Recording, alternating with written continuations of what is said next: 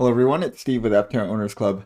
In this video, I want to talk about this article from Electrek from a few days ago where they're talking about how even though the Cybertruck supposedly has 1 million reservations, if you want to buy a Cybertruck now, you could probably get one delivered to you within the next month or two, which says a lot of things about their conversion rate, which I want to go into in this thing. But before I get started, I wanted to kind of address this uh, comment that I had on a recent video. It's from RC Archender. But it's not just him. I think I've seen comments similar to this a couple of times on the video, and this is just the most recent one. And it says, your visible waning support and enthusiasm for Aptera is on display and very disappointing. You doubt their timelines consistently. You seem to question virtually every decision the management team makes. I've become disillusioned with your website. I'm looking less and less at your site as a source of reliable, solid information. Now, I have a couple of these comments, and then I have a couple of comments from people who are like, oh, you're just a fanboy. You spin everything positively. You don't understand all the bad stuff that's happening, this, that, and the other. So I have one side saying that I'm not enough of a fan. I have another side saying that I'm too much of a fan. So it's a little bit, a little bit both ways. Well, I'm just gonna say that I've always said on this channel that I am a fan. I'm a big fan of Aptera. I love the product. I like the people in the company. And I really like the idea of a super efficient car. And that's always the car I've always wanted. And when Aptera first came out in like 2009, I put in an order for that because I was like, this is the car that I would build if I knew how to build a car. But I'm also a realist and a pragmatist. So that is kind of the bent of my channel, is that I am a fan, but I'm going to call it as I see it. And if something doesn't sound right, I'm going to say that it doesn't sound right to me. And of course, I've always consistently told you I'm not an engineer. I'm not an expert in financial matters or automotive matters. I'm a relatively intelligent guy that likes to learn about stuff. And making this channel, I've learned a lot about automotive engineering. I've learned a lot about how startup financing works, and I've met a lot of really cool people. It's been a fun journey for me. But yeah, if you're looking for some place that's just like just spinning everything as good news and everything is roses all the time, this is not going to be the channel for that. I'm gonna give you guys all the information I can find about Aptera as soon as I find it, and I'm gonna give you what I think is a pragmatic, realist view and interpretation of that news. And there's gonna be a lot of speculation on this channel because I mean, there's only so much solid information we have, so we just have to speculate based on the limited information we have. And whenever Aptera gives me access, they've been very generous with me and given me access to talk to their engineers, and their CEOs like Steve and Chris have talked to me and spent their valuable time talking to me and talking to you guys through me, basically, as a way of talking to the community, and that's been great. That's always the best information you're going to get. But yeah, I just want to say, like, hey, if you think, I hope that this is a source of reliable information, because I'm not going to spin it for you guys. I'm not going to spin it like this is a wonderful thing, this is great all the time. If there's issues, I'm going to say it. I'm going to say it as I see it. And then I doubt their timelines consistently. That's absolutely true. I do doubt their timelines. I doubt everyone's timelines. No one's ever met a timeline. And Aptera certainly has not met any timelines. We were supposed to see this car in 2022. Obviously, it's 2024. And like anyone who has ever watched any EV startup knew for sure they weren't going to deliver a car in 2022. That wasn't going to happen. And the latest timeline is that there's supposed to be a PI2 vehicle in August. We're halfway through August. I kind of doubt we're going to see a PI2 vehicle in August. I hope I'm wrong. That'd be great. I am basically waiting until there is a PI2 vehicle that they would let me get a ride in or something, and then I'm 100% going down to Carlsbad to see that. And so I think it's going to be in September. I hope it's going to be in September. If it's in August, I'm going to be shocked and pleasantly surprised. But yeah, like that's the latest timeline that I'm pretty sure that's not going to be met. But that's just the nature of the beast. And people, in order to be a startup, you have to be optimistic. If you're not an optimist, you wouldn't even do a startup. Um, and if you're an optimist, you're going to give optimistic timelines. And optimistic timelines are going to be wrong. So that's just how it goes. And yeah, in terms of enthusiasm, I would say yeah, my enthusiasm is less than when I started this channel back in 2021. In 2021, um, everything at the very beginning, everything looks possible. And as time goes on, you realize what's possible and what's not possible, and reality kind of filters in more. And I still think Aptera is going to make it. We're going to deliver a car. I think it's going to be in late 2025. I don't think it's going to be early 2025. Um, but we are getting there, and we're definitely closer now than we were in 2021. And so yeah, my early videos were like, yeah, 7 reasons why Aptera is amazing. My favorite feature, wish list. I got to this. This was kind of funny actually. I went back and I looked at. So this was back in August of 2020, and these are the things I was hoping Aptera would come with. A third seat. I wanted them to put a third seat kind of right between the two front seats. That's definitely not happening. A Tesla charge port. I wanted that, and that definitely happened. Android Auto or Apple CarPlay. That seems like that's happening. Dash cam Sentry mode. We've asked for that for a long time. It seems like Sentry mode is very, very power intensive, and that's why they're shying away from it. So it looks like that's not happening, at least initially.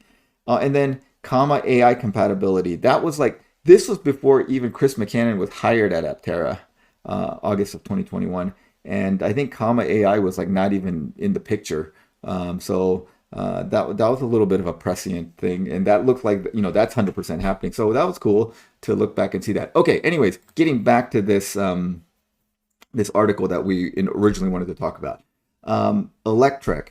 They are saying that they said that they've started to notice that people who just reserved a truck a few weeks ago are getting invited to to configure their truck, and they supposedly had 1 million reservations, but they've only delivered about 25,000 of them. What that means is that the conversion rate for reservations to orders has been extremely low.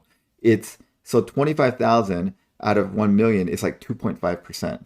That is a ridiculously low reservation to order conversion rate, and that I want to talk about that kind of in the what do we expect the conversion rate for Aptera to be? So Aptera currently has about 50,000 reservations. And I think obviously a Cybertruck is an outlier. Many of you guys may know that I had a Cybertruck reservation and I did not convert. I didn't buy a Cybertruck. The reason I ordered a Cybertruck is when the Cybertruck reservations first occurred, and I was one of the very first Cybertruck reservations. Like I ordered it as the Cybertruck reservation was happening. So I think I was probably in the first like 1,000 reservations.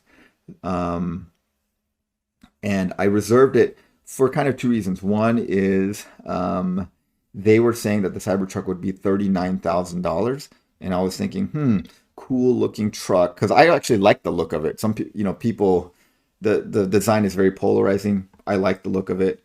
It looks cool to me. I thought a truck for $39,000. I like the look of it. I'm doing that. Of course, when it came out, it was $100,000, and I'm like, I'm not paying $100,000 for a truck. I'm not paying $100,000 for any car actually. And then, but I did also reserve it because I knew there is a large group of people that are huge Tesla fans, and if I got an early reservation, I could probably like give it away or something, and that was definitely the case. And then the other thing is, so I was looking at Tesla Model 3 reservation conversion rates, and I couldn't find very good information about that. Tesla Model 3 was also another car that I had a reservation on, and I did not convert that one either. I ended up not buying a Model 3, also because they were claiming when the reservation first came up available that it would be a $30,000 car.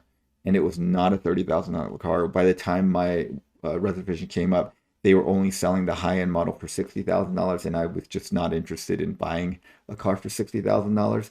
Um, and so I did not convert that. But it looks like the conversion rate for reservations to vehicles, with that increase in price and everything, was about 30%. So I'm guessing that like 30% is probably more accurate than 2.5%. So my expectation is that Aptera is going to have about a 30% reservation to order conversion rate rather than a 2.5% reservation to order conversion rate. And so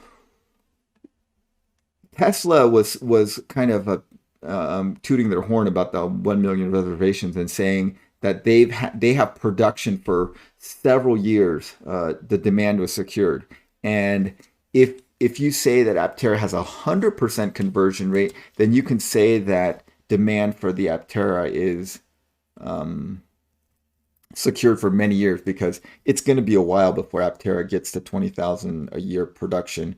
So you're looking at least 3 years, probably, of demand at basically 100% conversion rate. Now, with 30% conversion rate, you're looking at about 15,000 vehicles, which I think they could arguably produce that much in within the first year to year and a half, maybe 2 years of start of production.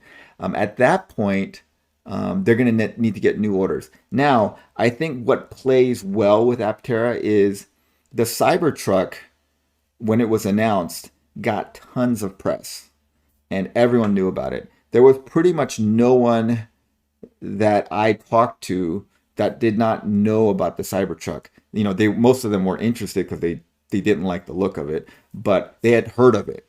Aptera is not in the same place. I think the vast majority of people have never even heard of the Aptera. So I think what's going to happen is, as soon as people start driving them on the road, they are going to see this amazing looking vehicle, and they're going to want to be very curious about it. And orders, I believe, are going to go sky high as soon as we start seeing them on the road. I think 50,000 reservations is just the tip of the iceberg. Is it going to be a mass market appeal vehicle? No, no, absolutely not. But like I said, even capturing 1%, even 0.5%, or even like 0.25% of the U.S. new vehicle market would be huge, and probably more demand than Aptera can keep up with, at least with one factory. Um, so that's what I think is going to happen. Tell me in the comments below what you guys think is going to happen. Like, what do you guys think the conversion rate's going to be?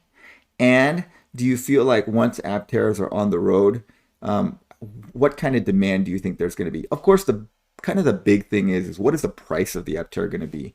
If the Aptera is priced very low, like $30,000 or below, that then it's going to be extremely popular, because people that are not even interested in the whole efficiency solar thing are just going to see a cool looking vehicle that's inexpensive and has incredible range.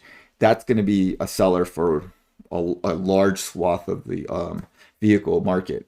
If it's more expensive, like close to 40,000, there's going to be significantly less demand, because the people that just want a vehicle that's cost effective and practical for their finances, that's not going to be as easy sell for them. Although the total cost of ownership might be lower, people do worry about that initial upfront cost.